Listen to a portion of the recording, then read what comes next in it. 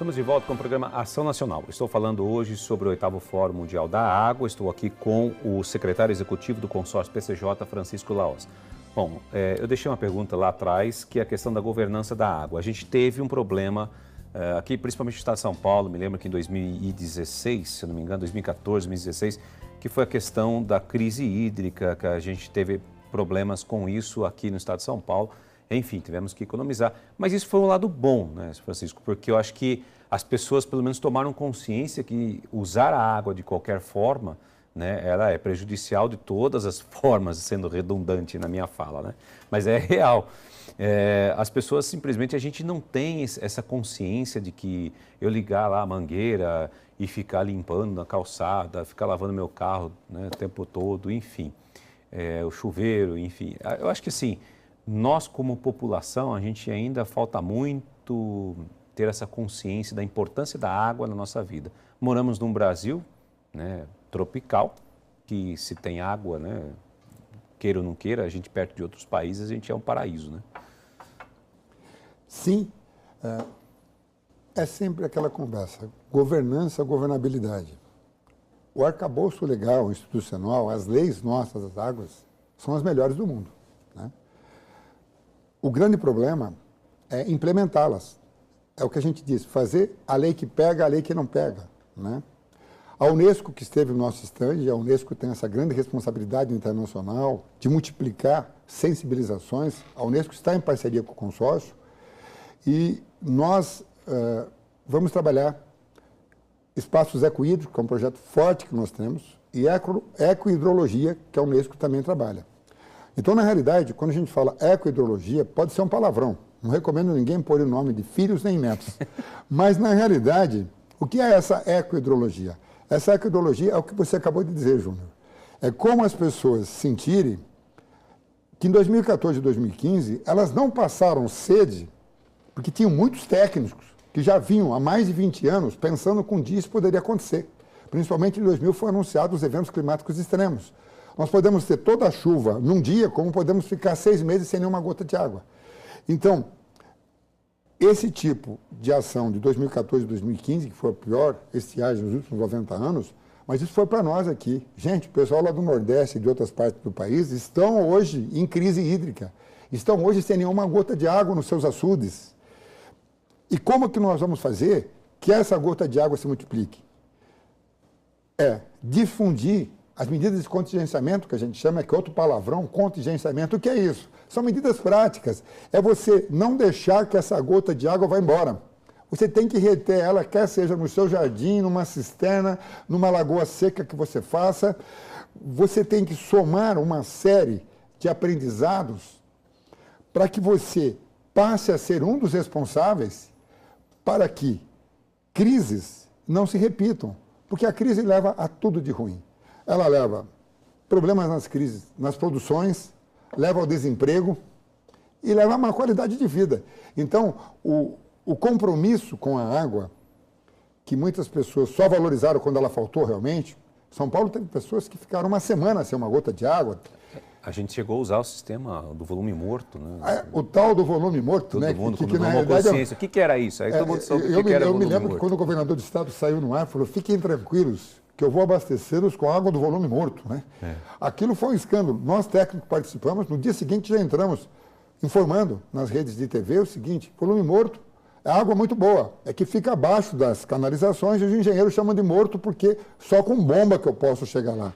Mas nós aqui, da nossa região, nós usamos água que vem do descarregador de fundo dos reservatórios. E a água do volume morto. E isso ocorre desde 75 e continuamos vivos. Até onde entendo, a população aqui de Valinhos, de Campinas e toda a região continua vivo. Mas o próprio volume morto. Hoje, por exemplo, o sistema Cantareira está acima de 50%. O sistema Cantareira são esses reservatórios que tivemos que usar o fundo deles, né? Ele está em 50%. Já subiu nesse nível. Nesse nível. Que a gente teve um ano excelente de chuvas. E só aconteceu isso por conta dos eventos climáticos extremos. Nós, técnicos, esperávamos que levaríamos de 5 a 10 anos para recuperá-lo. Mas choveu muito acima do esperado, só que isso nos assusta, porque pode acontecer o contrário também. Então, o que nós temos que fazer agora é, quando levantamos, nós temos um compromisso, sim, com as nossas responsabilidades. mas com a responsabilidade também de manter uma gota de água, que somada a outra gota de água, vai nos garantir vivos e a sustentabilidade como um todo. Então, isso que é importante. Estiagem estão acontecendo em diversos estados brasileiros nesse momento. A cidade de Brasília vive uma crise hídrica. Cidade de Brasília, tendo que usar água do Lago Paranoá, que era um lago construído apenas para resolver o problema da umidade relativa do ar e o paisagismo, hoje não. O Paranoá está servindo para abastecimento público. Então, a capital brasileira está em crise hídrica. Então, o que nós temos que pensar? Como evitar isso? Se cada um fizer a sua parte. E não é tão difícil, né? Tanto eu quanto você, que já estivemos juntos em outros programas, também falando de água, e outros colegas, estão sempre dispostos a mostrar os caminhos. E a coisa mais gostosa do mundo, quando a gente fala os números aqui da nossa região, né? Tratávamos 3% de esgoto, agora tratamos 75%. O índice de perdas era de 50%, agora é de 30%. Perdas, água, que se perdia água tratada, que se perdia nas redes públicas. Sensibilização, né? 250 mil alunos por ano sendo sensibilizados. Já plantamos 10 milhões de mudas para proteger as nossas nascentes. Então, quando você conta esses números, as pessoas que aderirem, se ela plantar uma árvore, ela já vai entrar nessa estatística positiva. Ela vai se sentir, né, agradecendo a Deus por vivermos nesse planeta maravilhoso, mas não vamos esperar milagre de Deus todo momento. Vamos dar também a nossa contribuição para que esse planeta maravilhoso possa sobreviver à própria mecânica do planeta, que as pessoas atribuem tudo ao efeito estufa, etc. Não, o planeta Terra, ele tem um mecanismo de transformações, que são esses mecanismos que levaram os dinossauros embora e mostraram todas as eras. Então, o próprio planeta já está em transformação.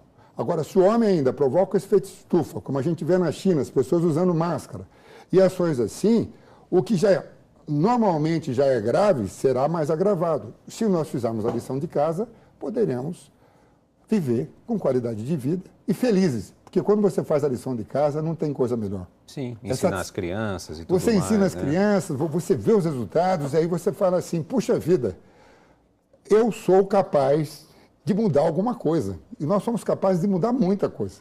Sem dúvida.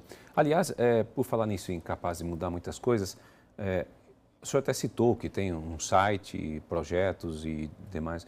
Eu acho que assim, a solução para as cidades e para essas crises que a gente vive, elas existem, né? Eu acho que para qualquer solução de problema com água ou de como lidar com a água, daquilo que o senhor está narrando aqui para nós, né, inclusive que aconteceu no fórum, as experiências de trocas de informações, né, a dessalinização da água, palavra difícil de falar, muito né? Difícil. E de fazer, você não imagina, né? Então, muita tecnologia. É bastante tecnologia, mas assim, o homem tem encontrado soluções para chegar a um objetivo que é sobrevivência, né? O que falta muitas vezes é ter uma atitude ou política ou da nossa parte mesmo, não é isso? Com certeza. E a tal da dessalinização, em Campina Grande, Paraíba, lá na Paraíba, na universidade, tem um professor Kepler que ele está fazendo dessalinização através de células cerâmicas. Aquele sarbo, aquele barro que a gente vê, que faz tijolos, a nossa equipe, inclusive, esteve visitando o professor Kepler estava no Fórum Mundial da Água. Então, essa é a maravilha do Brasil. O brasileiro ele é tão criativo que ele consegue, muitas vezes, substituir com o barro de olaria células altamente sofisticadas produzidas em laboratórios X25. E nós temos isso. Por quê? Porque o brasileiro, se você der oportunidades para ele, alguns recursos para ele desenvolver suas experiências, ele traz resultados que você nem acredita. Não sei se você lembra, 2014, 2015, a própria imprensa divulgava as criatividades. Algumas são até perigosas, porque não se preocupam tanto com contaminações, então Sim. pode levar a risco de saúde. Mas outras, você falava assim, quantos gênios que nós temos aí dentro das casas e nós não sabíamos, né? De coletar a água da água de chuva. Fazer um sistema de filtragem caseira. Não, por exemplo, nós temos um projeto, se você entrar no nosso site, nós temos um projeto piloto. O projeto é o seguinte, utilizando a água de chuva do Shopping Center Piracicaba, que é um shopping center daqueles shoppings que deu certo no Brasil, que atende uma comunidade muito grande, toda comunidade regional vai visitar o shopping Piracicaba, é de médio para grande porte. O nosso cálculo mostra que só captando a água de chuva nos telhados do shopping, você consegue, durante o ano todo, mesmo um ano que não seja de grandes chuvas, um ano de chuvas medianas, você consegue abastecer todos os sanitários do shopping, fazer todas as lavagens de pátio e molhar as plantas. Você quer mais do que isso? Nossa. Se eu faço no shopping, eu faço numa indústria. Se eu faço numa indústria, eu faço na sua casa. Então, existem hoje tecnologias que você compra até por telefone ou que você pode construir na sua empresa, no fundo do quintal da sua casa, desde que você siga as regras de respeito à saúde, que vão fazer com que essa tal água fique a seu serviço. A gente sempre reclama das drenagens, né? Olha, inundou o centro dessa cidade, inundou o centro daquela outra cidade. Nós temos os piscinões secos, que a gente chama de piscinões ecológicos, que, a exemplo do que se faz na Europa, você faz um grande buracão, nivela o fundo dele e faz um campo de futebol. Enquanto num shopping você joga bola, você empina pipa, você faz um monte de coisa.